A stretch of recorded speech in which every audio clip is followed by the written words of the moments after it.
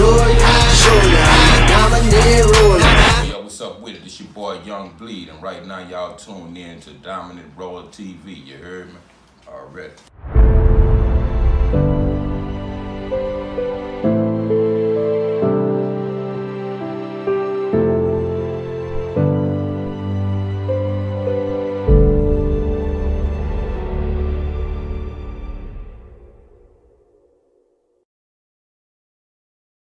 What's up, man? It's TRALLY with DominantRollaTV, man, and right now I'm with the legendary Young Bleed, man. How you doing, bro? Pretty good. What's good with your family? I'm good, man. Yes, So, man, we gonna do something different. Yeah, definitely. Show me how to play this game of chess, man. I ain't never played before. Okay, yeah. You know what I'm saying? It was just, point. Yeah, man. Then we just talk about some stuff, you know. Okay, yeah. I guess I'll start before you, just for basic essentials, so we'll know the move. We'll play long with the interview. Let's get it. Okay, actually, it's really, what that is, 6 pieces written on the chessboard, despite of the 16 you see on each side. Okay. Starting with the pawns, like your frontline soldier. The thing is about the pawn, once the pawn crosses common ground, once he leaves from the late front, more or less, he could either make 2 steps when he first make his first step, or once he make that 1 step, he got 1 step all the way down. Okay. A lot of people, for starters, will take that 2-step or, make an entrance for the king. What you want to do, the rest of your pieces, everything move, all but the pawns move the same. And like I say, from the king to the right, they move in different patterns. Just repeat the pattern. Okay. So we're going to go piece for piece. I just explained to you the pawn and taking a 1 or 2 steps when he first start. In the same manner of him conquering the king or the other army. Say, for instance, if you got a pawn from this side and he didn't see that you was already positioned here and he moved here, the only way the pawn could kill is at an angle. So he'll have the privilege to killing him, or he could kill him, vice versa. If they side by side, face to face, it's kind of at a stalemate, a standstill. He can't go over him, he can't go over him. The only way they could attack each other is from that angle. Okay, so that's basically your pawn. So with that being said, right there on the pawns, you was talking about the first step. Yeah. So I want to ask you, like, what was your first step coming into the music game? Oh man, birth. You know what I mean? Yeah. I tell a lot of people I was born this way, man. I'm born 1974, June 6th to be exact. And as hip hop was evolving in that East Coast, I was growing right along with it, but from a Southern perspective. Yeah. So I studied all the B streets. Breaking was on the West Coast. Wild Style. Those type of movies for us, giving us an interpretation of what was taking place in New York in the late 70s, early 80s. So rap being, a lot of people consider, RAP, rhythm and poetry. Yeah. When I was born, before I was born, my mama tells stories about my uncle, Jawan Rahman, was his later on nation name that he became, but he was born Warren Johnson. But he played drums. My family was musically talented throughout the family, but I'm the only one that, later on in life would come through and incorporate it for us making business.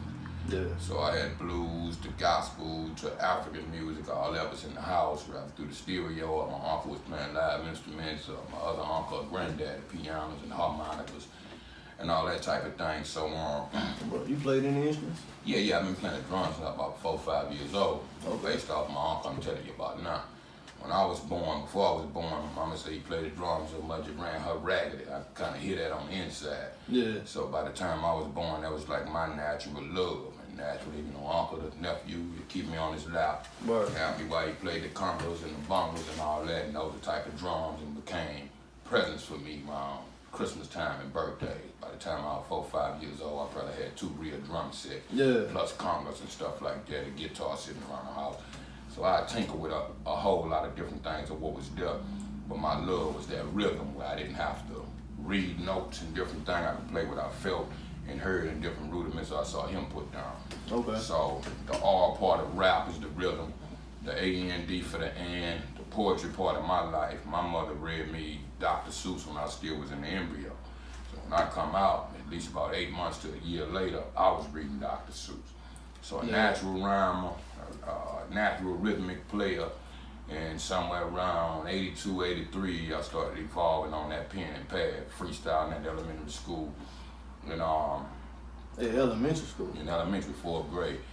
And I remember it so well due to the fact that I remember it was a time we had a poetry teacher and a French teacher and a music teacher come through the elementary schools and teach a certain course for at least about an hour, you know, whether they came on a Friday once, twice, how many times in a week.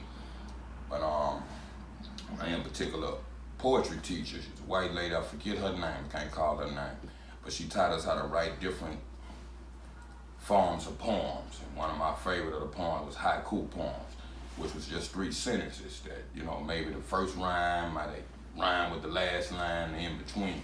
Right. So I started to formulate my writing skills, you know, based off of how she was teaching us how to write poetry. So I could freestyle before I even formulated some form of writing. So somewhere between 8 and 9 years old, here again, the East Coast was evolving. A lot of rappers and up-and-coming crews that I have, like underground tapes and stuff, and I found a connect between here and New York, so I get stuff that wasn't heard down here. But once Run DMC debuted it and went national for its hip-hop and rap coming from that underground, that was my first tape, the first self-titled Run DMC tape. And they had a song on that called Wake Up. You know, that's the tape, that's the one with It's Like That, Hard Times, you know, some of their greatest hits. But Wake Up was a song where they was describing, I guess, their atmosphere and what was going on in the world, and of course New York.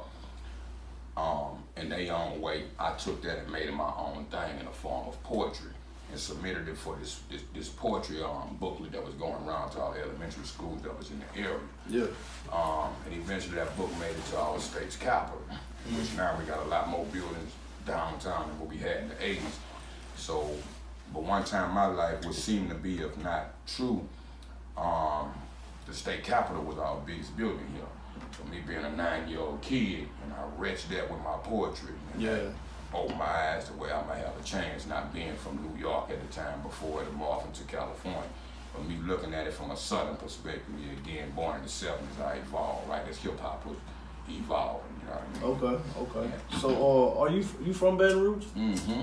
Okay. I don't know why I always feel like you was from somewhere else. A lot of people think I'm from California, Texas, New Orleans, anywhere but where I'm from. Yeah. Born and raised, South Baton Rouge, original bottom boy, Garfield Street, G Block. You know, I coined some of the terms. You know what I mean? Yeah. I mean, it's tatted in my blood. You know, everything about me is right here. I didn't get Daffy Duck tattoos. Anything I was gonna keep for life, it had to mean my life. So be all on my hands, bottom boy right here, 225 South Side. So everything about me, yeah. Already, man. So, man, I did an interview with CeeLo, and he was telling me, he said you was like his first artist. I actually started out as a DJ too. Oh, word? Yeah, I was a little DJ. I wanted to be like Run DMC. Bro. You know what I'm saying? And I was Jam Master Jay, and the rapper was Young Bleed. Come on. Yeah. So a lot of people don't know that, but that was middle school. Well, I say that started from here when I got the national, international notoriety.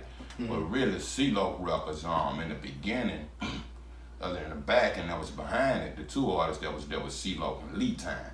Okay. You see what I'm saying? Them my homies from kids, talent shows and stuff, real little. Loke used to be my DJ when I was about 11, 12 years old. Right. That's what he was saying. Yeah. But we started as kids with that rap dream. Then as we grew and parents moved to this side of town and all that, and naturally as kids we couldn't keep up with each other like that. But later on in life, we'll get grips and everybody get cars. We reunited later on in life as he was building CeeLo Records. I had already been selling tapes and stuff on the company a year or two prior to that. So we relinked, so I was still doing what I was doing. He was working on his project. We came together, meshed, and basically in the beginning it was me, Loke, and Lee Time. Right. Then eventually, you know, I brought the rest of what became the concentration camp to the table. Okay, so you brought concentration camp to the table? Yeah, I started it and everything. I'm really the founder of the camp. Loke owned the label, but I birthed the clique that was on it. Gotcha. You know, Max Manelli, Jay Vaughn, and Happy was my younger homeboys that I introduced to Loke later on. Yeah. And we started to build for us the incorporate side of things. But yeah, I knew Max when he was about 11 years old. 2-year relationship before I ever saw him in the flesh. He was about 13 before I can get to him. They stayed in Irwinville across the river and he can get over here. Being that young and still not having whips and stuff like that. But I met him in the flesh, found at 13, he was more like a baby brother, you know what I mean, in the rap game, doing his own thing. I don't take credit for none of those guys, right? Just tell you the true story. Right. We stayed how we was for years, you know what I mean? As my son sitting over here in the corner, he was a baby boy. I have him. I still can remember being 17, having him on my lap, trying to teach him the same thing my uncle was teaching me, and talking to Max on the phone at the same time. Yeah. With a drum machine in the corner making beats for him that we never birthed, in, you know. So while I was raising my son, in that sense, raising him as a younger brother to be prodigy or something later on. Once I got on, then he'll be the younger version of us that'll come up, you know. And in one sense, it kind of happened that way, you know what I mean? So did you see like the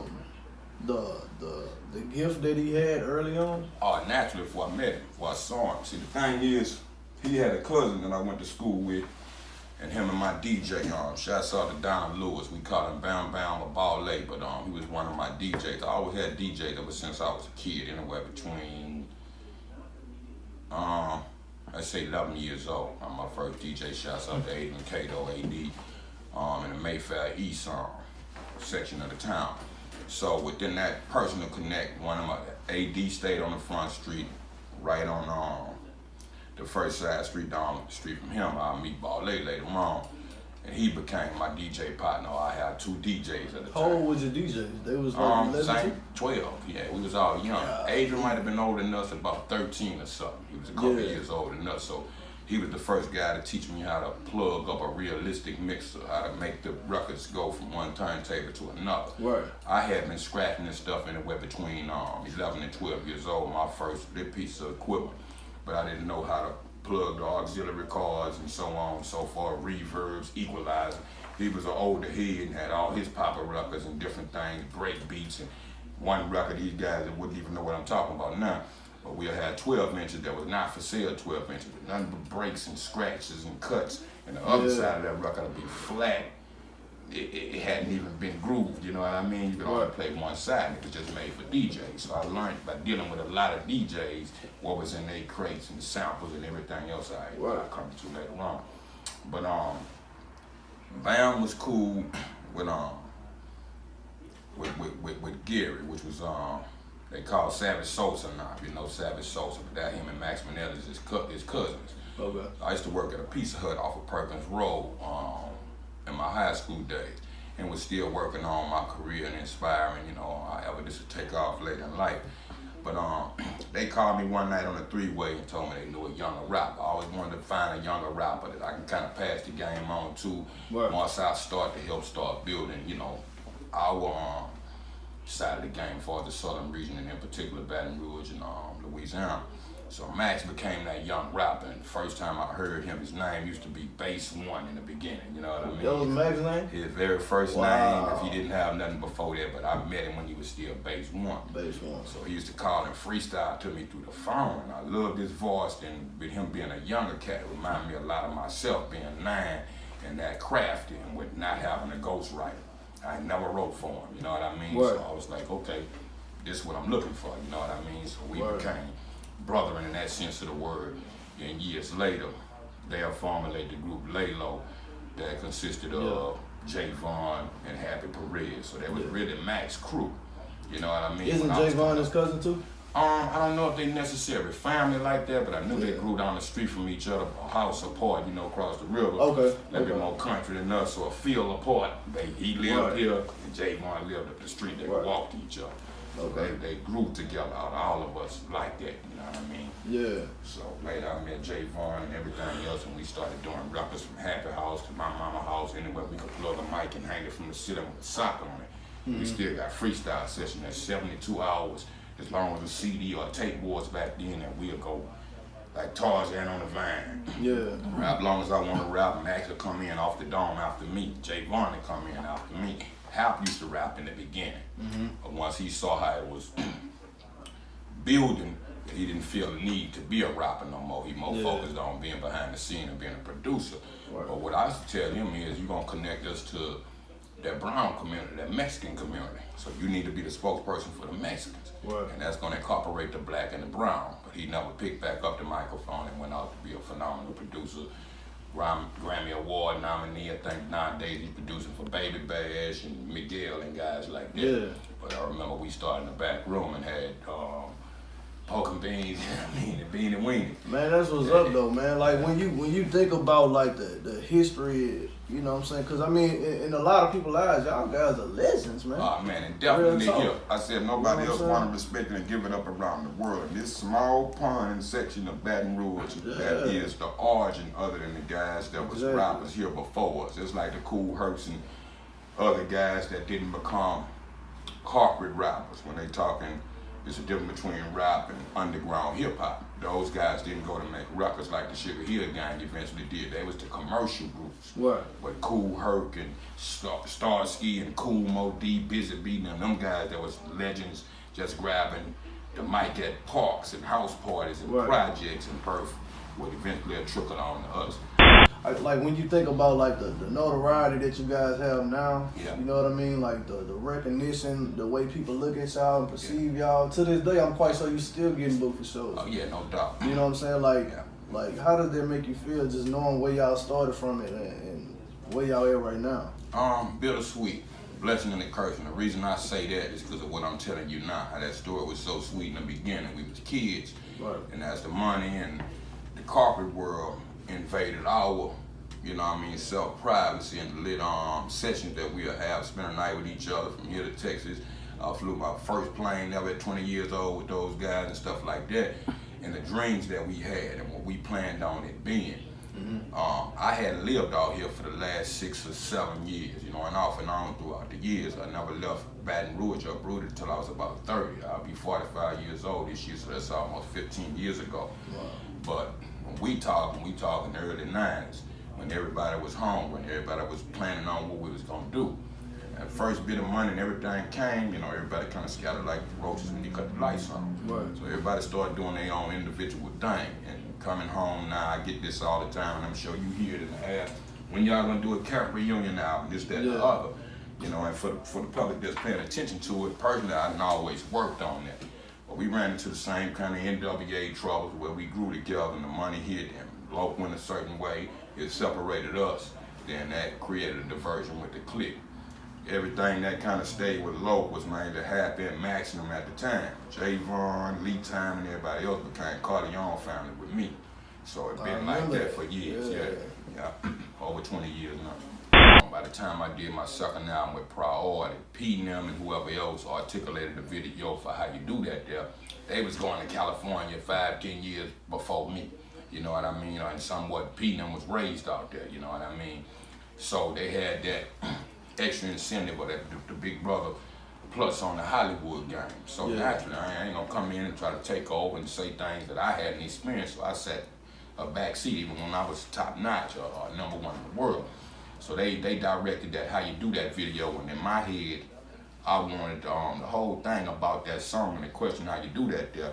I was really saying people gonna ask how you did this from Baton Rouge and became as significant as the New York rappers, as the California rappers, the Scarface and them next door and everything else that come out the South, like Luke Skywalker and eventually, you know, on Cash Money. You know what I mean? For just anything we have for us dealing with hip hop. So like what would be like considered the second line of defense? Pretty much your backfield, man. Starting with everything but the king. And we'll start with the rook. Some people, you know, familiar with this as being called the rook or called the castle. You know, like I look at it as two cornerstones at the end of your castle. The rook, a lot like the pawn, it can move straight forward, but it has the option of moving straight forward as far as he want to go, as short as he want to go. And the same as going sideways. This way, that way, he could go backwards. The pawn is the one thing that can't go backwards. You know what I mean? Can it still go at a slant? Nah, it don't go at a slant. All right, just vertical and horizontal. Yeah. All right. When I get to the slant, you're gonna understand there's certain pieces that move forward and certain pieces that move at a slant. And so, you know, describing the rook. Sometimes people do this. When the king is in trouble, it's a move that's called a castle move. Where you could actually take your king and retreat with him and swap. Put the rook in the king position. Put him over here, say for instance, if he was still here, then he's still protected. So that's pretty much all the rook do. The castle move, straight forward, straight backwards, sideways, left or right. Okay. You know what I mean? So that being the second line of defense. So like if I was the rook and I wanted to come across and like take a pun like out the way, like say for instance, if you was here and which wouldn't be a wise move, because like I say, with the pawn being able to kill you at an angle, he already in jeopardy. Oh yeah. But if he was here, it's the same way. Now right now he's safe from anything that could kill him from over here. Okay. But say for instance he want to kill him, then is it worth you sacrificing your rook for a smaller vessel, which is the pawn, for another pawn to kill him? Right. See, when the average person jump just because they think it's like Chuck, just take the piece off the table, nah, that move could equal your every turn. You see what I'm saying? And even for him, if he kill you here, and if somebody could get down, he could work his way to the queen and so on and so forth. So that one move could sink your whole battleship if you don't know what you're doing. Wow. So yeah, basically that. Man, with that being said, man, like so you was saying that you was with Camp Life, you know what I'm saying? Basically you found it pretty much. Yeah. You know what I mean? But and then it came to a point where you moved from Camp Life and then you did your own thing, the Corleone family. Yes, sir. Yeah. So like if I was to put it in comparison with chess, like was that like more of like a risk, like being that you was already known from this one group, you know what I mean, and then you just starting something completely new from scratch? Yeah, like I said, here again, being it more or less along the terms of being a blessing and a curse. It was far as a 10 album or 10-year template that I laid out for myself once I became major. Yeah. I knew I was gonna call, but I really didn't try to call balls in my word. I had a single that was on the street that I never released that song nationwide, anywhere but locals. A few people could tell you about that here. But that song didn't make the album. I was really trying to call that the album an offer you can't refuse. Yeah. Based on being so close to Texas and next door, and Scarface had that Tony Montana balls in my word thing already gone. I always liked the statement, and I was inspired to do a song with it. And I said, you know what, I'm gonna call the album that. But then again, I didn't. I said I was gonna call it an offer you can't refuse. But once that kind of got off between me juggling titles, and probably got the local something, and he put the Bug and Pete ear, they was already advertising my balls in my word. Yeah. So when they got that kind of promo and demand for it, I just went with the title. That's why when people hear the album, you hear number 4, offer you can't refuse, some people's favorite shortest song in the world. Right. That was really supposed to be an intro song. You know what I mean? Yeah. But it ended up not being the first song on the record, somewhere down there, so it looked like a cut-off short song. But that was the basis of that. But like I say, for us the Camp and the Corleone family, I always planned on building with Lo and helping him build his label and eventually getting myself to a strong point to where I could own the label for guys that I had come up with in the trenches for years, you know what I mean? Yeah. That I always wanted to come back and give to the guys that pushed me out to the forefront. Talent shows and what have we. So I always had plans to have my own label, like I say, since Granddad. Way before all of them, and I was running with them like that. So it didn't have nothing to do with nobody personal. A lot of people thought when I did my own record, Please saying, fuck No Limit, fuck CeeLo, I'm on my own. That ain't what I was saying. I had already had that title wrote in my notebook for just okay. Now I gotta do my own thing. I'm into the world and did all they could do for me. Now I'm, you know, as a man, I gotta stand on my own, is what I was pretty much saying. But when it broke apart, like I say, Max Manetta pretty much, Happy Perez, and maybe Boo Racina or somebody else, and we all still stayed partners. Me and Max kind of separated, you know, on some solid shit for a while, as well as Happy. When I done got legal money, hit the table and all that, and everybody kind of backed up in their own corners and started securing themselves and started looking at their future, which I didn't blame nobody for.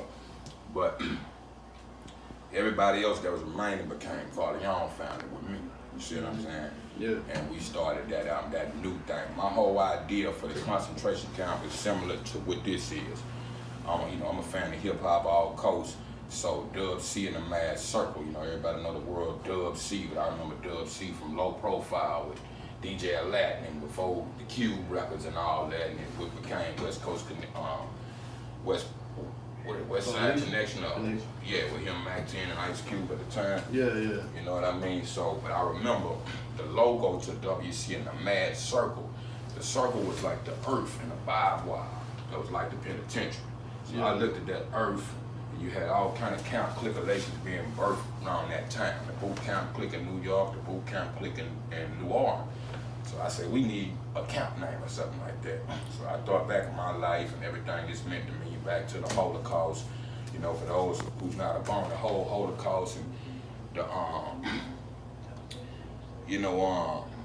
the torture that was done to the Jews within World War II, and had many millions of Jews Hitler killed and all that type of thing. That always been the diary and Frank always been a segment to my life, and more close lineage with my granddaddy being in that war, me being born on D-Day. So it's something I always paid attention to. So when it came down to it, I said, you know what, the world is like a concentration camp.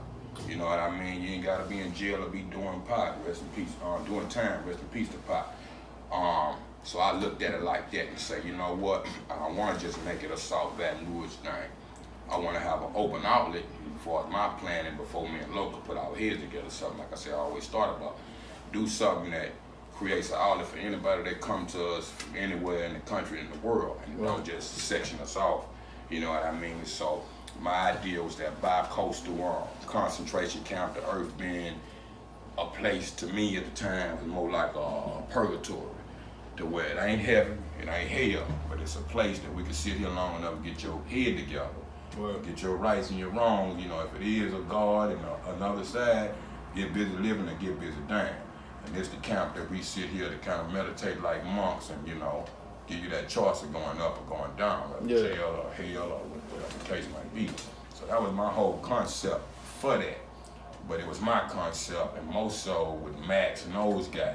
And we took it to Loc as a whole. He didn't know them in the beginning, so that was the clique name for us. You know, in the beginning. Then I passed it on to him. Then Lee Time became a part of it. He did. Boo Rod Sr., rest in peace to Growl Nitty. And we all liked it and ran under that umbrella for years. But once it hit the industry, you know, a lot of guys on Illuminati and stuff like that now, here again with the music business pretty much being that it's entirely a Jewish establishment, they took offense to that. You know what I mean? The rabbi, the Jews boycotted us in the beginning. And the tabloids, Wow. And when it came down to it, you know, they kind of put our back against the wall, like, hey, you know, take the record off and all that. What are they talking about? So at the time, you know, Loc didn't really, you know, have the signs that I had toward this. So anybody they asked about it other than asking the source couldn't define, you know, the question. So I said, this is just what I'm talking about. My granddaddy was in World War II. I'm born on D-Day. I studied the diary and Frank. If anything, I'm not separating black and Jew. I'm saying we got a similar oppressive genocide. And that's of the past for slavery and the Holocaust, even in modern day time with this crack dealing and killing. You know what I mean? Ghetto to Ghetto was the same thing. So just like Larry Hoover said on the Ghetto Boys Resurrection record years ago. And by 2015, everything gonna be like concentration camps. You look at for people that can't afford to drive out the community, you can walk the churches. So when they're giving you whatever processed foods and all this, everything we looking at now, this was long ahead of time. And a lot of us kind of knew what time it was, just paying attention to each other. And you know, he ain't lie about it, that's just pretty much what's going on. If you can't afford, you free as you want to be, but you can't really leave the country borders without having a passport. You can't go state to state and just walk. You ain't got enough money in the sandwich to feed yourself. As far as jump is a movie. You ain't finna jog state to state. You know what I mean? That's the reality. So you free but not free without having the financial gain. You can't pay for a plane ticket. You can't go from A to B. You know what I mean? So that was my whole efforts. They pulled the boycott out. When I explained, they said, well, he know what he talking about. Pulled the boycott and we was able to do a, they continued to run under the camp umbrella. I left by the second concentration camp out. So when Boosie and all that evolved later, I had long left the camp because of the diversion. How did the Corleone family, how did it go? Far as us, and still to this day, we all friends and family, blood in, blood out. But far as the industry, I still was coming out from under the shadow of Master P and No Limit, with them being at that big blast before you even knew what CeeLo Records was and what we was doing on the underlay. So you was with Master P first? Nah, Loc and P had some things going on. So, we was building on here, they was doing what they was doing between New Orleans and Cali and wherever P was going in the world. And they some way connected. And P was the plug pretty much. So he was interested in what we was doing in the midst of that. What I had brewing, or we had brewing in the back room, P was interested in. And in particular, how you do that song. He liked it so much that he offered me to do a remix video, the whole nine, a possible deal with TRALLY records. Yeah. And as the world know now, that's pretty much how that went. I think that song got over 4 million views on YouTube. Okay, yeah. Yeah. In several different areas. Yeah. And here again, we talking 20 years last year, being in New Year's, and Happy New Year to y'all. You know, Happy New Year. a few days after, but that album debuted January 22nd, 1998. It would been 2018 last year. That's 20 years, but we know it was birthed locally here, like 96 or 90. Well, really 96 here. I want to say, and about the soundtrack, the summer of '97. So it was already out in the world for I debuted solo in '98, which would give me 21 years in this January 2019, and 22, 23 years for the evolution of that song. Yeah, so within that beginning stages, P grabbed it and was like, let's do this. You know, he so happened to be doing a movie about it and all that kind of stuff, and it became a star song on it that led us to California and to hook up with TRALLY records. Yeah. You know, so pretty much like that. Yeah. So man, like, how was it working with P? It was cool, and what people don't understand is, here again, we had two separate camps. So sometime I was around P and them when I needed to do work or tour, do a show, and then we was pretty much around. Before, just on the everyday hang off, a lot how I thought going into the industry and how a lot of the fans think. We all don't know each other to that degree, and we all don't hang with each other. So it was basically business, and once we got around each other, we took a liking to each other and his family, even to this day, especially after all that time. But I didn't work on P hand zone like that, like everybody else under No Limit, where he oversaw their records and I pretty much did what I wanted to do until it came to the time of negotiating with Logan once he got, big plays and priorities, so on and so forth. But yeah, it was cool while it lasted. Man, like if I think back, the last song I can remember that I heard from you was you had a verse on it, I Smoke, I Drink, huh? Yeah, the first one. Yeah, man. Yeah, true story. Yeah, man. What, you still been making music? Mm-hmm. I got some new stuff I'm gonna put you up on now. For those that don't know, I put this out in February 2017. It's called Living. I'm still connected to whoever connected to me. This album consists of cats like Sibo, Big Mike, Spice One, Yuck Mouth, Cocaine, Daz, Dillinger, and Moby Dick from the Original Beast by the Pound. Yeah. So this was my first time in a long time, and over years, I always worked like that. But as far as that commercial success, a lot of people follow us on TV and on the radio. Your true fans gonna come from the underground with you, rise with you, and if whatever independent route you have to take, if that's the case, that's what it. I never stopped writing since 1983. I ain't never stopped performing. I ain't never stopped doing shows and stopped making records. Nowadays, I own my own label. It's called Trapdoor Entertainment. I'm putting out my own records. So you still you pretty much got a core following. Yeah, absolutely. So I know you said in the early stages you had your son, and he was around the whole time when you was like talking to Max and bringing up the concentration camp. Yes, sir. Man, so he also has some music himself. Yeah. Around those days, my son was born in 1991, December to be exact. Okay. So at that same evolution, when you're looking at, we was doing those early records around 90, 91, I was already selling tapes on the corner, selling tapes in the house. I was getting busted in the street raids and stuff like that. Yeah. So I had that one foot in the street, but I kept pursuing my dream. So he was always fresh out the womb, you know what I mean? A man's joy as a baby boy. So, just like any other man, you first have a kid. I was a father at 17 years old. I never felt the grade, but I dropped out to raise my kid. And while he was there, I always had him with me. We wake up in the living room. If I had 2 turntables with component sets, I put his little hand on it and the keyboard and everything I had. I was always like this. I have 5 kids nowadays, 3 grandkids. And I always said I'm not gonna force them to do something, you know what I mean, they don't wanna do. If they take a part of my life and any music in them, then I'm gonna support them and be behind them. Like I do a lot of interviews with like a lot of different artists. Yeah. And a lot of them have like similar background stories. Yeah. You know what I'm saying? Either they didn't, sold drugs, went to jail. Yeah. You know what I'm saying? But Yeah. it's life. Yeah. You know what I'm saying? But I don't really get that vibe from you, but I don't know.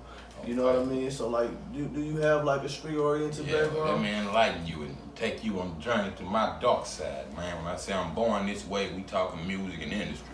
Being born in South Baton Rouge, you know what that means. You're either schoolboy that's a nerd that's passing the guys fighting on the corner from elementary school up, you're either involved or you're not involved.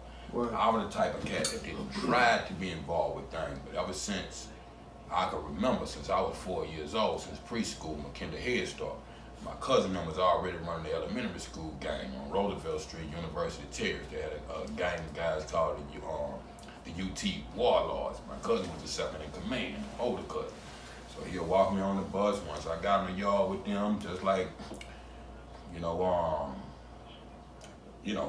a jail sense, when I wasn't able to go out with the second graders and everybody that was off the fence, I had those privileges. I had bigger cousins and bigger homeboys that bring me gum and candies and all that for lunchtime through the fence. So I could see that kind of morphing in one sense of the word. And I had my share of street fights, school fights, and all that kind of stuff coming up on one side. And here again, we talking early 80s when crack and all that was just for the evolve. So I had, dope fiends in the family, different things, a lot of stuff that I grew into and know better about was in my household. I never wanted to be a drug dealer, you know what I'm saying? I wanted to be a rapper. But, and I didn't start solo at 9 years old. I had a partner of mine by the name of Darian Williams I grew up across the street with, and we emulated Run DMC. It was a two-man rap team, yelling and writing rhymes and stuff like that together. But at the same token, we wanted to make it our own thing. So let's make it mean Baton Rouge, not only Baton Rouge, South Baton Rouge. Who are the people we look up to, you know what I mean, that solidify, that signify us more or less. Yeah. And to me and my whole family household was my granddaddy because of that war, just being a man that I knew, you know what I mean, and he had his share of bad days and all that, but the one thing I knew about that is dysfunctional, and he became an alcoholic and different things like that. The family was a lot of love and all that was there. So as the drug trade started to evolve and come on down this way, me and my homie, as we was growing up, he morphed more into the drug trade. And he kind of left the rap dream around. Well, he still like this to this day. I see him, whatever, it's cool. But I kept pursuing that dream since a child. But at the same token, with it not being New York and not being a big money haven, definitely for black folks, I had to look at, doing a few other things. I've been working jobs since 7 years old, so on and so forth. But I realized a long time ago, I did a book. Do me a favor, grab that book for me until you get a chance. The one book I did, what is it, The Making of Preserve. Oh, your book? Yeah, my book. Preserve? Yeah, I signed with Tech Nine and those guys in 2010 in Kansas, and as I made Tech Nine? Yeah. Wow. Yeah, I was estranged for a minute. But while I was doing that, I had good industry friends over time and over years. Shouts out to Dave Weiner, who was the vice president over there. He was the executive A&R, something like that when I first went to Prague. And the first man he introduced me to it walking out the plane on the strength of Master P. You know what I mean? But later in life, when we all separated, Prague, the days came and went, he kind of, he plugged me in the situation where I can get over there with those guys too, or put another record out. And that record was a record called Preserve. And my reason for mentioning it is in the midst of that, and doing interviews with the Source, and the Source and whoever at the time, I became friends with who was the president at the Source at the time, was a guy by the name of Jeremy Miller. You know what I mean? And one of the editors over 16 years or so at the time, or later on, was a guy by the name of Soren Baker, and his name is at the bottom of this book. But Soren, all of us was in priority catalyst more or less. And they was around the strange time with Dave, so he pulled me to the side one day and said, hey, please, you ever thought about doing a book? I actually was writing a book at the time called a couple of years before that, depending on how old I was. It was called The 33rd Round, or something like that. And I was really talking about each, going back to the old fighting days when they used to fight 45 round, 100 round. I said, well, I'm in the 33rd round of my life where I go from here. So I sit down, and if I have blank days for a minute, I could zone out and write. But then something I have in family where I take your mind off, it'll be a minute before you can get back to it. So I never completed that book through learning the process of making the book. Yeah. And I got to my guy, Soren. Soren is white guy we that did books on at the time. 4 rappers before me, and that first rapper was Jay-Z. He had a series of books called I'm the White Guy. Jay-Z, Tech Nine, The Game, and Glasses Malone. So I was the 5th rapper that I assumed he approached to do a book. I was like, yeah, son, I'm trying to do a book, but I really don't know how to do it. You know, call it 33rd round. He said, well, look, you know, come with me in this room, and I'll show you how to do that. We can put it together real quick and simple. So I'm like, oh, shit, okay. But we sat down, and while I'm thinking, damn, I gotta go back into my past, and anytime I could tap into that and pick up where I left off on the page, he taught me to sit down and take a recorder. And just like we doing now, record everything I want to say pertaining to it. You know what I mean? And once I did that, he chopped it up, put it in the paper bag, and would have we and presented it to me. I okayed it, and it was cool. So I learned to do a book from there. But I brought this up, something we was talking about. I was talking about the value of $1, or something I mentioned in the first chapter of this book. A lot of questions that we talking about now aroused in that. But it's pretty much is a 47 page read that pretty much describes slightly my evolution in the beginning, then up into this album. So everybody know my familiar phrase on jelly jammed and preserved. That many years later, I was telling the world I'm still preserved. So if you look at the cover, I'm still, you know, I'm a official gold artist, platinum on the body soundtrack, and the wreckage of what's taking place in the industry at that time. Yeah. Still, you know, stay gold, man. Gold, that's one of the greatest elements of the earth. Yeah, since time. So I'm, you know, still in the midst of that, needing a haystack. But talking about that value of $1, I learned. I used to work at it, my first job, when I was 7 years old. We lived right across the street from this sandwich shop. And a few still exist in the world, and in particular in Shreveport, I saw one lately called Counterculture. You know what I mean? They showed, it was like your Subway back then, before Subway existed. So the people was cool enough, you know what I mean, to give me a job sweeping the parking lot, all 4 sides, young kid. Mama took pity, everybody was proud I had a job. So I said, you know, how the payment thing goes. I said, well, on Friday when you finish, come on in and we're gonna pay you. I never knew it wasn't no, you signed in for, I remember at one time minimum wage used to be $2.50 here in the 70s and the 80s. Yeah. You know what I mean, long way from home nowadays, but not really. But long story short, I didn't know what I was getting paid. I was eager to have a job as a kid. I couldn't wait when I was little.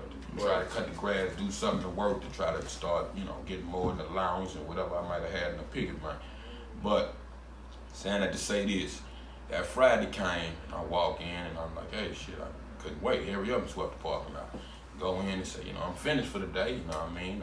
Let me get my money pretty much. And the lady said, okay, she doing something. Hold on a second. Open the register, and she opened the register. She pulled out a $1 bill. And I was like, Doc, you know what I mean? You know, as a kid, you know, that just don't seem right, don't feel right. So I was able to calculate, that's like 20 cents a day. It's 1980 something, man. Right. Hold up. So it rubbed me the wrong way. I run back across the street. Told my father, I said, Daddy, man, you know, just give me $1 for all the work I did over there. He said, man, no, what she did was she said, okay, you can have this $1 or you can have a sandwich. And I was like, hold up, that ain't right. You know, I went and told that to my old man before I just, you know, went off the handle. My daddy said, you got your money? I said, yeah, I took the $1. He said, well, look, go back and take the $1 and don't never work for them again. And from there, that put independence in my mind to try to realize you can work hard as you can and people still won't pay you fair. So I always had that independent mind that I want my own whatever I get one day in life. 2 years after that, I started writing. And of course, the rest history. But yeah, bringing that up to tell you that, you know, about that book and that value of $1, you know what I mean? Yeah, man, so you're an artist, an author, a producer. Yes, sir. Man, and you win gold, matter of fact. You can't leave that out. In 3 weeks, man. 3 weeks. 3 weeks. Yeah, Black George Young, I say, when they say on blow, hey man, you the guy that could move such many keys, you gotta get on the plane. That's how it happened with me for people. I know, hey man, we going to California today? Oh wow, yeah, you know what I mean? Yeah. But didn't know how the world had took to that. I don't have a 500,000 friends that I could count on, let alone knowing them. So, you know, that was a great blessing for me. Man, you got a real book, man. People want to actually find this book. Like, how can they do that?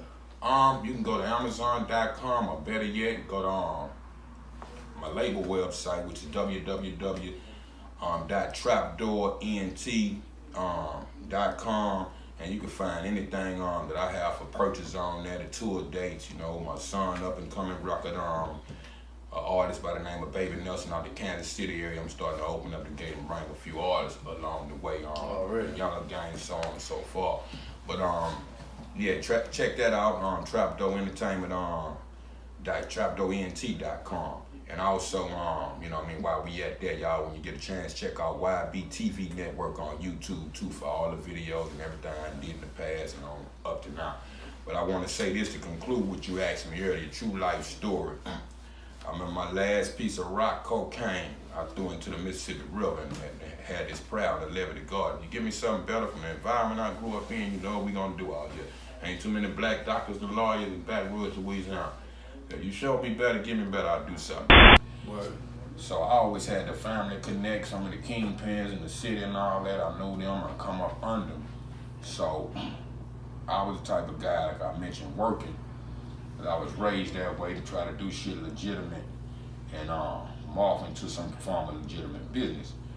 But as we was coming up, it's like the average dealer or whatever around here. I started out selling weed, you know what I mean? But the thing is, you know what I mean? You know, the packs, $10 this much, $20 that much. To have a lot of money, you gotta have a whole lot of weed.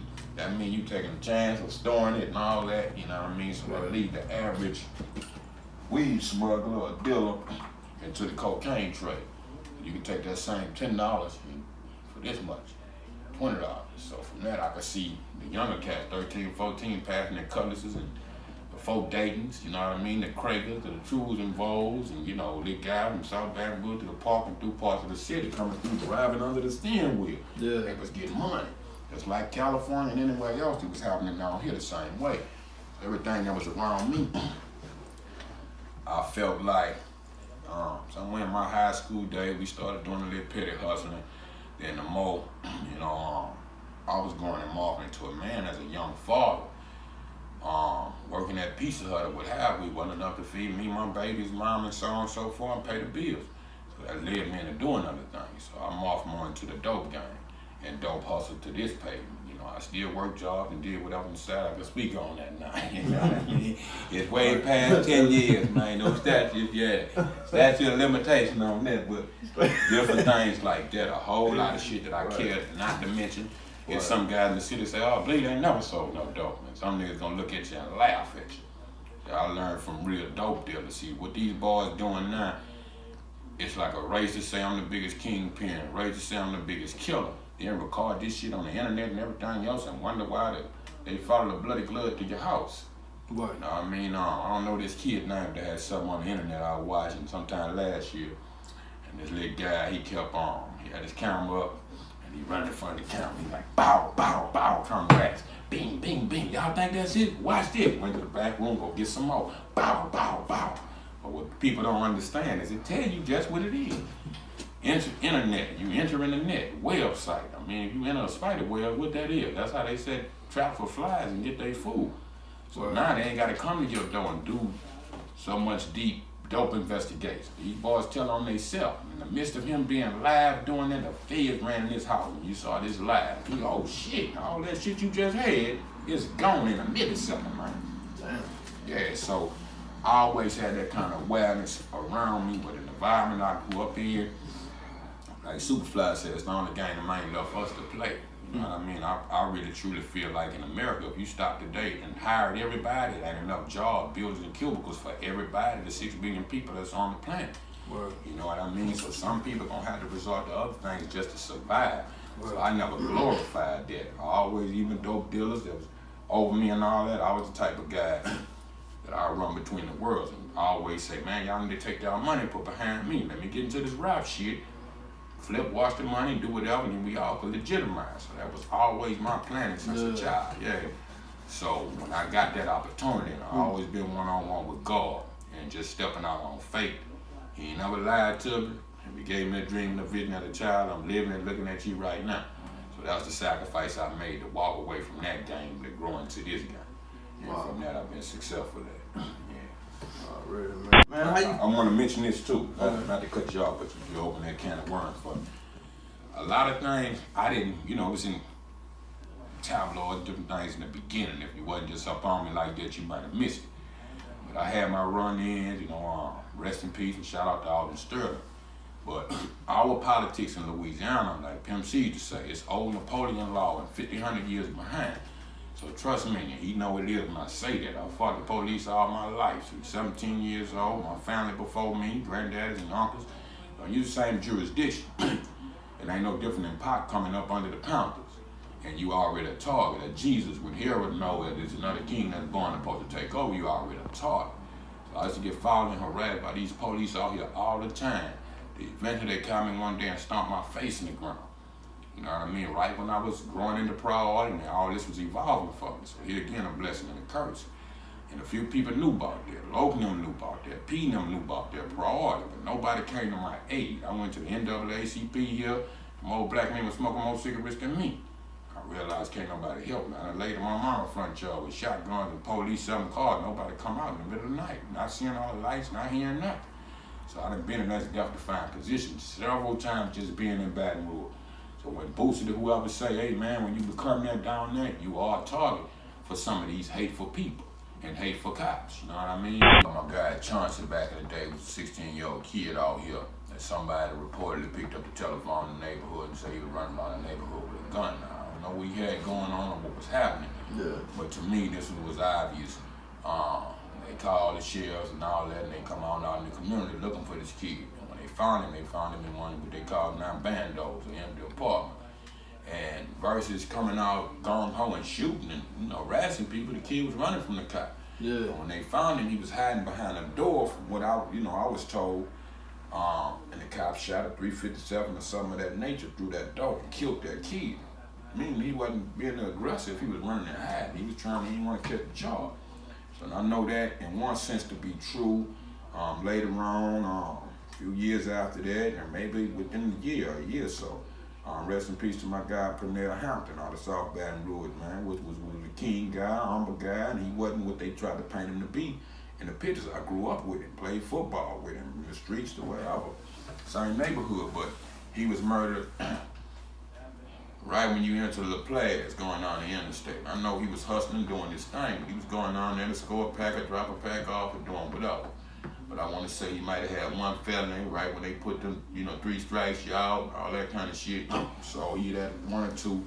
So the cops pulled him over. He knew already in his head, I can't go to jail. You can't find what I got in here. But you had a gun from what I heard. I think he might have had a gun, but definitely maybe some drugs.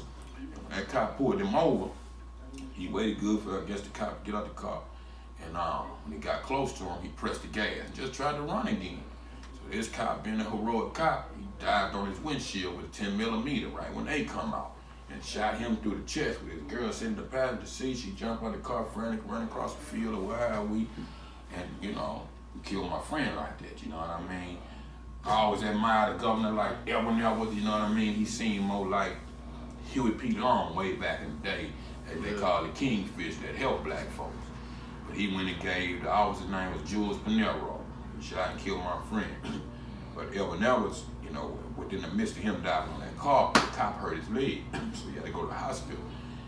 But I know Edwin Edwards went to the hospital and get his man an award. You know what I mean? To me, that's a kill a nigga award. That deterred me away from Edwin Edwards, you know what I mean? Long time ago. Nothing personal, we don't know each other and all that type of thing. But I remember those type of things coming up on the green kid that got killed 16 years old in the car, and they had some pliers or something on the front seat, and they claimed it was a gun and they killed him. So I've been watching this in our environment ever since I was a kid. My granddad and them used to fight the police, uncles, and uncles used to have seizures, you know what I mean? Different things, they'll beat them down near to death. So growing up in the same, Highland Road and South Baton Rouge, got a police precinct that's right there, that's in the community. Right. Not downtown and all that kind of shit, it's right in the neighborhood. So this been going on since far back as I can remember. So I wanted to address that in my way of striking back for those guys and making people aware, hey, it's kind of really killing for what you told. The media get to the point where they'll paint a picture how your mama thinking you're a killer, and don't think she know you. You know what I mean? Your whole community and all that. So I knew these guys personally. So from my side, they was humble guys. There wasn't no lunatic killers and all this kind of crazy shit that they painted these people to be. So that was my effort. I did a song on on that living record that's called When It's War, where I talk about Alton Sterling, the Garner guy, and Trayvon Martin, and all those people that have been caught up in this Black Lives Matter thing. I don't see that changing since the beginning of slavery, the 400 years that we complain about. All I see is us still saying we shall overcome. We march and go down the street, but then what? Yeah. You know what I'm saying? I ain't saying it's about sacrifice and shoot it off with the cops. And some of that then took place because people is tired. If I don't have nobody to turn to, I can't go to the officials that's here to protect me, and you force me to have to protect myself. You know what I mean? Stand for something, I fall for anything, but you know, we can move on, but I wanted to add that to my dark side of what led me and forced me on so that I couldn't know if I stayed where I was, it's only a two-way street here. You know, the politics and the situation out here turn a church boy to a killer, man. You either gonna sell dope, and you know, I don't know no old black men still this day, anywhere in the country, anywhere around the world, you know, and I talked to some of the kingpins, good friends of mine, Freeway Rick, shout out, B.G. Chambers, the real Nino Brown from Arkansas, Detroit, them personal friends.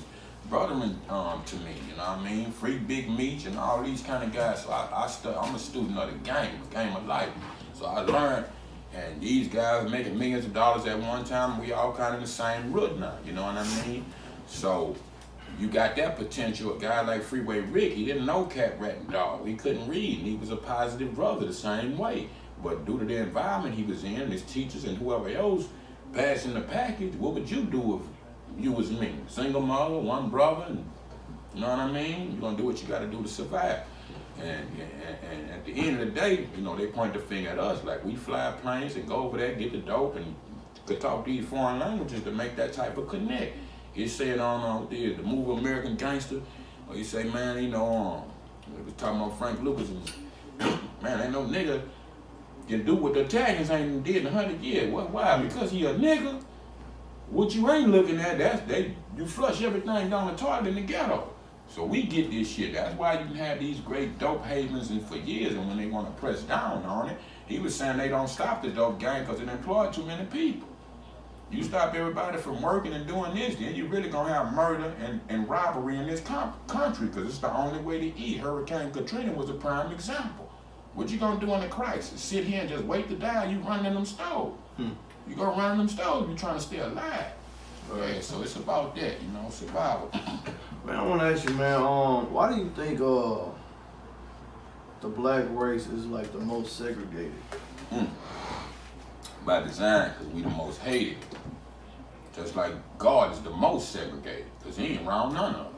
That's because just like the aliens, I want to come and share technology with you and wisdom and truth, but every time I get y'all something, y'all make an atom bomb. Y'all do some more shit to destroy man, you know what I mean? Right. Versus humbling yourself and trying to understand the origins of God and love, peace, and happiness. Why create something that he planned on destroying? That don't make no sense. He only destroyed with the great flood and everything here because of what man did once he made man. You see what I'm saying? So if we being original man, we hated by some of the other races. Because anybody that studied from Mesopotamia, the oldest text on, you know what I mean, and you look at them origins, everybody, we get stuck at Africa and Egypt. But behind that is Iraq and everything else. And then a lot of people, I forget what they call that, I don't want to say that wrong. When all the continents was merged as one, people forget that and don't know our origins of the earth. And then we were separated. So you got our races that's within other races. I mean, we got a Buddha over here, but look at a Buddha. Anytime you look at one, it's a place called Naga, and they say like nigga, that they just found. It's a documentary I'd like to share with you that Lee Time shared with me called Let the Stone Tell a Tale. And they show you in stone, the Africa, the white folks invading everything that took place amongst the slave trade on up until what's happening now. It was written before it even happened, and it's chiseled in stone, not no words. And that's in that I was just watching this earlier. I don't want to say the place wrong, but it's a country that they found this city that was covered by this kind of heavenly tree where the roots kind of hang over all the Buddha head like dreadlocks and stuff like that. So saying it to say this about the Buddhists. When you look at their lips, you look at their ears, and they intrusions off of their face, them black folks, man. In other race, they lips barely painted on, man. We got the biggest lips and everything, yo. So when people that really know the true science, that's why some Chinese people say soul, bro. Because they know their origin and what they came from. Word. Nothing gets blacker than black, okay? You can take all the spectrum of the rainbow, all the paints in the world, and pour them in a bucket. They're gonna turn this color. But you can't do that with white, red, everything else. You're gonna taint that color, and it's gonna get darker. Unless you add lighter fibers to it. Yeah. So when you look at God all the way coming out of triple stage darkness and saying, let there be light, what color was the word? Pitch black. It ain't a color under black. Right. So people to deny that is to deny God and deny yourself. So we hate it for being the chosen people of God. And if the stone tell the tale, we them Hebrews and everything else that's in this lost civilization we call America, you see what I'm saying, trying to find our way back home. So it's the same way we was talking earlier. I don't want you to read this because I don't want you to know who you are.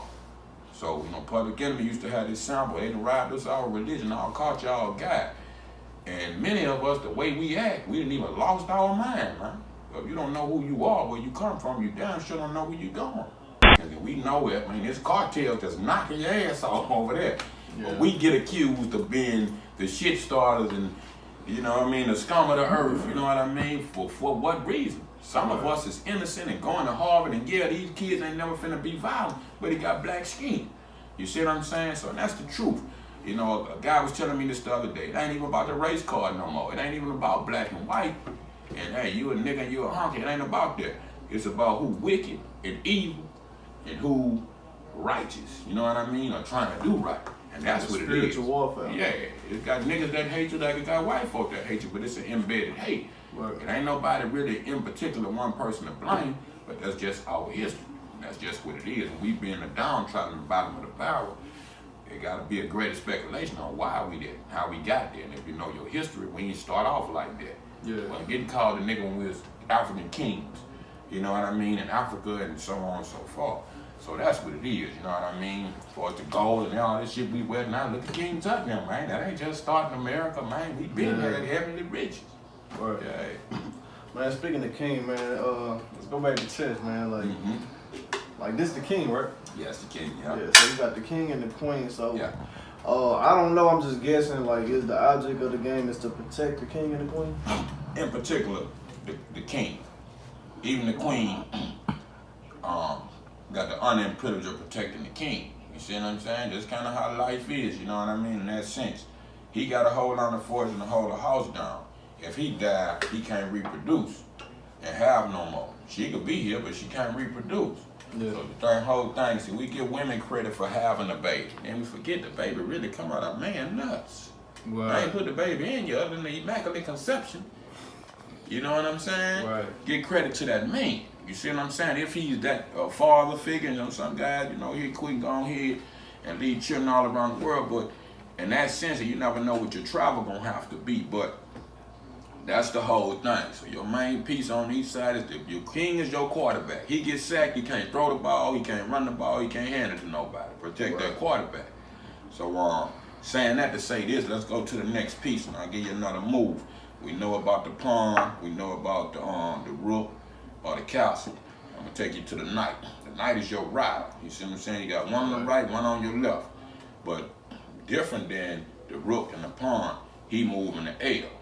You see what I'm saying? He the only figure on the board that could jump over other figures in the similar chess like checker fashion. But it's in the L in a pattern like this.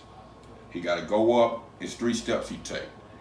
1, 2, and a cross. Or either 1, 2, and a cross that way. Or either this way, 1, 2, and a cross. He can go backwards. But he move in that L fashion. So sometimes if I'm trying to, right now, if I had him here, you couldn't, if you didn't understand the fundamentals of chess, I could say check. How the hell you got me in check when all these protect me? Because I could jump over these guys. In my next move, 1, 2, I'm on top of your king. Yeah, you see what I'm saying? That's checkmate. So that's the that's checkmate. When the king can't move and run no more and I countered him, yeah, that's a checkmate. You know what I mean? So that's when he mentioned you have to, you know, think 6 moves or better ahead. How you gonna position yourself to set him up and he don't see it? You move right next to a person and being the red light go off. But if you way over here and you can move way over there, and sometimes you'll move too fast and don't see that sniper sitting in the corner way over there waiting for you to make that move. Right. So that's your knight. Alright, what are these right here? That's your bishop. The bishop, we was talking about how the rook moves straight side and the cross, and you was asking me about diagonal moves. Well, that's what your bishop do. You got a bishop on each color. In particular, this being black and glazed or whatever, we glass, he gonna always stay on his color, meaning he can move at an angle. He can do the same thing that he could do, but at a slant. He can move this way, come back, move that way, as long as he in that, on his same color, that same moving in the angle. Okay. He on the glass. So sometimes you have to move your other pieces because they don't jump over to make room for him to come way across. Okay. So that's your bishop. Last to that, these are simpler pieces at one sense. When I say that, I'm saying this. The queen can move anywhere she want to move. Straight, diagonal, way across, one step at a time, but she can't jump like the knight in the air. That's the only thing she can't do. All right. The king just as significant as her, but his moves, he got to make them one at a time. Okay. He can go anywhere he want, but jump over like the knight, but he got to move one step at a time. Okay. See what I'm saying? Back and forth. So your pawn here gets the only thing, once he leave the yard, he can't come back. Now, with the pawn, and when I was mentioning about him becoming king, say for instance, if all this wasn't here, he wasn't here, and I had a complete opening to get to your back line. If my pawn supersede to your back line, then if you done took my queen, then I could demand, just like in checkers, to crown me. I don't want the pawn no more. You know, he done reached his destination. Now you take him and give me my queen back, and I can start all over. Yeah, so that's your whole meaning of the pawn. You want him to kill what he can kill, or at least get on that back line just in case of what you might have lost that you can recover and put back on the court. That's what's up, man. Yeah. Once you know that, know the moves, like I say, I was taught to play against myself. If I jump out here, I might jump here with him. Bring him to back him up, or however, you know what I mean? And that way I learn my offenses and defense. Yeah. I know guys I done played and taught me in all over the country that I have, let's say some shit like this. And if he was out, being right here, okay, so you don't see what I'm thinking, you know what I mean? You make another move, you know what I mean? I move here. Okay, you make another move, I move here, that's check. If he hadn't moved, or if he hadn't moved, that's checkmate. Right. Unless you could put something here, he can't go backwards to protect him. He can't run, he can't. The only move he got is just one move, and that's into my hand. Oh. So once you back that king in the corner and leave him no option, he gotta lay it down. Now, due to the fact that sometimes I take all your men, you take mine, we got two kings on the board. Now naturally that'll be a stalemate. Or you try to force your king to get next to that king. And if any two kings face off like that, that's considered a tie game. If you place the king. But the queen, anything else could kill or he kill them. But two kings together, that's how you force the tie. You gotta run for cover and you want to get to that king. And that way you don't suffer defeat. Okay. Wow, man. Chess really a game of strategy. Oh yeah, you gotta think. Thinking man's game right there, man. For real, man. With that being said, man, like, I could tell that, like, you really like I want to say a strategist. Is that a word? I mean, it's gonna be today. You know, like you really strategize, man. I mean, like being that you did a book. Yeah. You got a lot of music industry, several albums. Yeah. You know what I mean? But you not only did you do it, but you're successful at it. Yes, sir. Thank God. You know what I'm saying? I say you played the game of chess through life. Yeah, and still, I actually just left Indiana earlier last year. And I'm in a movie that's finna come out called Cocaine and Wild Woods. A few B-level films I done got on between Detroit and Indiana and a few other places maybe around the country. If I'm in the town, somebody ask me to come through, I might get in that film, depending on what it is. But that's the latest movie that I know is on the verge. If it don't make a motion picture, we aiming at Netflix or something like that with the guys I'm working with. But yeah, so from the music to the movies to the books, yeah, I'm trying to get my hand. I'm trying to come with my own weed strand in a minute. You know, weed becoming legal everywhere. I go to Colorado, shots out in Colorado, Michigan, Oregon, Washington, and a few places around the country that's all but weed legal, you know, medicinal and recreation. So yeah, I'm trying to, get 1 to 10% of a little bit of everything. You know? That's right, man. That's So man, like what's up and coming? Like what you have new? What's next? I know you said the movie, but you know what I'm saying? Like what else? 2019 is the beginning of the year. Yes, you know what I'm saying? Like Absolutely. what we got up, man? Like I say, in rebirthing the label since 2010, since the Preserved album with Tech now, and 2 years ago me dropping Living, being those two records, Preserved and Living, to be the two cornerstone records that birthed the company that I personally own myself. Cornerstone. You know what I mean? Exactly. You know what I mean? Gemini Theory. But I got an album I've been working on for the last year or so called What a Life. Okay. That I'm getting ready to drop in February. I done put out like 4 singles on digital wise. That's on it. That's available as well as on the website again, and a couple of videos on the YBTV network. You know what I mean? I did a video for a song off it called Soul of a Man, and we released that on Hollywood. Saying Hollywood, but Halloween. You know, in the same essence of Hollywood when the new Michael Myers movie just came out. Okay. So I just flipped it on the black hand side and kind of reincarnated and rebirthed myself, and kind of coming back from the dead, almost like the DOC with Return of the Living Dead, a Pipe Machiavelli video. So I come back and kind of avenge what kind of kept me down, and then start my rap life over again. Okay. It's kind of daytime and night. It's night and show you the plot and everything that led up to what took place in that video. Then the second video I did is called What a Life. So I wake up like the next day, continue from that, and just back into, you know, what I'm, you know, in the nature of doing. And that's my rap life. So with that, What a Life, Soul of a Man, the other 2 singles, one is called We Don't Play That, and the other one is called Shut This Bitch Down. So they kind of more southern, Baton Rouge, Louisiana-based kind of song. It kind of got that club buck and all that. I really initially made those 2 songs to add Boosie and Webby to my album, 1 for each. But for whatever reason, I couldn't get them on the record at the time, so I completed those songs and put them out. So anybody that's hearing this from on out, they love those 2 songs. To the next couple of months, I'm trying to get a video in for them to continue to put out singles for that record, and grow into, you know, what my son got coming on Voices R&B record, Baby Nelson, and my first group to the label called the Younger Gang. You know what I mean? So all those projects, compilation, different works I got behind the scenes. So as they get closer to the forefront, then I make them publicly known. You know what I mean? Cool. Yeah. Man, this is a question. Some other people maybe wondering. I'm quite sure people wondering, like, how did you get the name Young Bleed? Young Bleed, yeah, it is. Like, how did you get that? Go back to my granddaddy, man. My granddaddy was a man. I keep him with me everywhere. You know what I mean? I did his name in the image of an anchor. You know what I mean? Dropping weight or coming down. But his name was we called him JD for short. But James Donald Goodbleed Johnson Sr. They call my granddaddy Good Bleed, because they say if you had an altercation or a confrontation with him, he was good to bleed you with his hand. Yeah. The type of guy shoot you in the face in broad daylight out here, and ain't, you know, went to jail for murder, attempted murder, none of that, fought the police. He was a stand-up guy, and you had to, So God saw fit, he took him out the world in a different way, but after going through all that hailstorm and war and all that, there had to be a hell of a man. So when I sat down, my first rap name, we was talking about my guy Darian Williams, and we started as a group. I didn't start solo as a kid, and we wanted something more Run DMC based.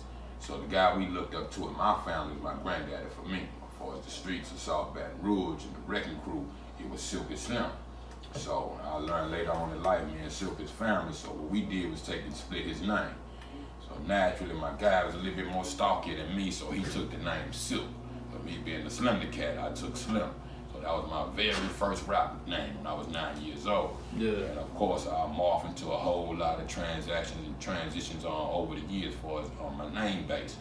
When it all was said and done, like I said, I'm glad I was able to have that conversation. I sit down with my granddaddy before he died. He didn't know that my name was something else at the time, but 10 or so years later, before I got that big break, and we started making those local records. Even when I put my tape out, my rap name was Total Darkness at the time. We were all black, dicky suits, lows, hats. It was kind of like a Michael Myers. That was my way of coming from a broken home time without my father. And I learned, like Pac said, being alone makes you strong. I got one brother, Lucky Knuckle, shot out from the concentration camp. My mother, almost died the day she had me. She almost died again when she had my brother 2 years later, 2.5 years later. So she couldn't have no more kids. I got a stepsister and a god sister. That's close as I got for it. Brothers and sisters, everything, cousins, you know what I mean, blood in and blood out.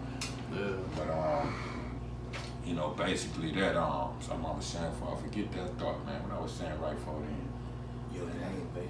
Huh? Your name, you get to. Yeah, we're talking about that. Okay, good looking. Yeah, so granddad, before I got into the situation with Loke again, Loke name being C-Loke at the time, when he found me back and in the hood and all that, and we started to work on finish up more or less the who was gonna ride rough. I thought again, went into prayer and all that, and said, okay, this time is for the money. This time I'm not gonna be able to change my name. Once it get publicized, and I can't have the 10, 20 names I done had since 1983 to whatever, 96, 94, and the 90s. So I said, okay, my name, my last rap name before Bleed was G-Loke. Still for Ghetto Life Outcast. You know what I mean? So when I hooked back up with Loke in life, we know each other by government name and all that. His name used to be DJ Ace when we was a kid. He was my DJ. So when I hooked back up with him, he said, man, my name's C-Loke now. I said, my name's G-Loke. So we kind of debate a little bit about that, and we didn't know how to present each other. With him being the CEO of the company, he had first deals. So for a while, we had decided, and we started planning on doing the album. This is what we're gonna do. We're gonna do an album. It's an album that never was released, and we never worked on it due to the breakup and everything that had come. But we were supposed to do an album called A Pair of Lokes. We take a pair of Lokes, put on the cover, and put half his face and half of mine. Yeah. And that's what we were supposed to do. But to kill the conflict and all that, I said, you know what? I'm gonna go back to what this really means to me. And it was granddad, and his name being Bleed. I said, well, I'm gonna call myself Young Bleed, add the Corleone to it, that really means the young that bleed for this generation. And that mild fashion. Look at the end of Corleone, it go back to oneness and unison with God, O-N-E. I took the O out of it from the Italians and put a black hand twist on it like saying Carly. You know what I mean? Or if you know the movie Time to Kill with Samuel Jackson, it was Carly when they raped his daughter and all that, and he ended up going to the courthouse killing the guy. But that's what I meant, Young Bleed Corleone, you know what I mean, in that sense. So I took that enough to get that back to my granddad being a blues man and bringing it all the way back full circle. Hey, I carried that on my back since he died and passed to preserve the family and bring something back to the family, to the team. So that's what that's about, yeah. Man, how was it working with Tech Nine? Tech was cool, man. We actually did 2 songs in life. One, excuse me, we did a remake to How You Do That, and I did several remakes over time. Guys still come to me now. It's a new remake that I just did with my partner College Boy out there in Mississippi that we're looking at releasing. But in 2010, when I was going over there in the efforts of becoming a solo artist again over there, it was an idea from the company that, hey man, y'all need to redo How You Do That again.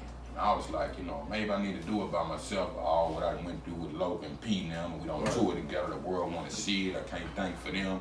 You know what I mean? So we might have performed that, a couple of times, 3 or 4, 5 songs in life together. Same as I smoke, I drink. You know what I mean? Yeah. But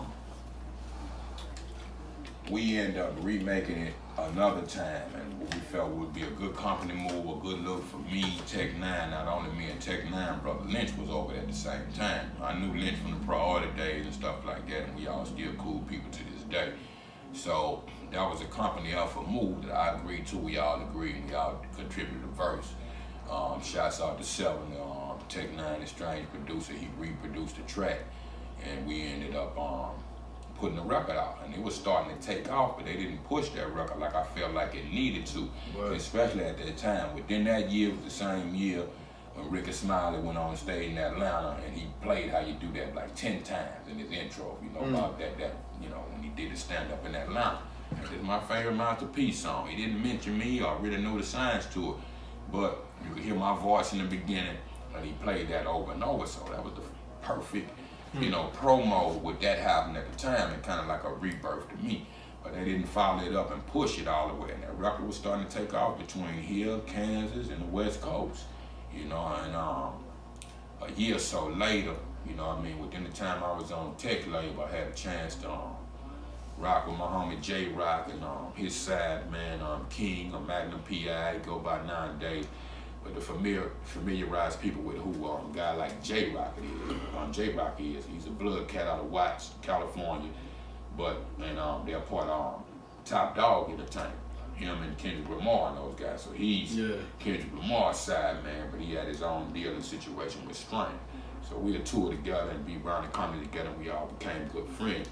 So a year or so before I left, or right after I left, me and J Rock, the majority of the time, if he's not doing his own thing, he touring with Kendrick and all that. So I don't talk to Rock all the time, but me and Mag stay like this. I'm in California, I've been out there with him and wherever else. But Mag called me one day. He said, I got a young homie, man, redid your record and want to send it to you to see if it's cool to put out. That young homie was Problem. So like, hey, man, nice to meet you, whoop, whoop, whoop. Whatever he said, it was cool. Send me the record, and I listened to it, and I was like, yeah, man. I said, that's cool, man. I ain't tripping on this, the money factor, whatever. If there's some money in it, make sure I get my just due. But other than that, I appreciate you for being a young nigga, for even acknowledging me on this song and saying my name. I said, that shit 20 years old, bro. I ain't tripping on that. Take it in, mixtape it up, run with it. And that happened. He became extremely successful for it. A few months after that, he wasn't answering the phone and all that. So I had a few issues with him, between me, him, and it brought Master P back to the table. You see what I'm saying? Yeah. So that's a whole situation that we had to work out that's inconclusive to this day, you know what I mean? Yeah. But they capitalized on, I don't want to say we fumbled the ball, but wherever we stopped there promoting the remix with me, Brother Lynch, and Tech Nine, Problem capitalized on it the year after that, you know what I mean? And we don't even know a second single from Problem right now, but that song, he sounded so much like me when the world tapped back in, and blew that out of proportion. Yeah. So man, this is a question that we ask a lot, that I ask a lot of people on the show, man, and I just want to ask you the question. Yeah. As you know, the name of the show is DominantRollaTV. Yes, sir. I know you know what dominant means, right? Yeah, absolutely. Okay, so I just want to ask you, what makes you dominant? I always got to give glory to God first, you know what I'm saying? Like I said, the day I was born, it was a question of whether I be here, my mama be here. I look at a lot of Pac interviews, and I hear Pac say, man, I can't exactly remember being born. It's like I can remember them first 3 seconds or so I had peace, and it been on ever since. Yeah. With me, it's the same but different. My mama almost died, so she had a complicated, childbirth and all that. So it been on ever since I come out, you know what I mean? So when you look at that and you facing death, when you born, you gotta know God with you to be here. Like I said, I'll be 45 years old in 6 months, June again, and my mother is still here. So, to make you, that dominant, a dominant period, it's all about the grace of God, man. That's right, man. Yes, man, it's a pleasure, man, talking to you, man. Teaching me chess. I really just grasped the concept, man, for real. Oh, yeah, man, if you get married like that, man, get a chance, go through your phone and pull you up a chess album. I got one in my phone, and when I'm bored, sit there just to play and sharpen my skills, different levels.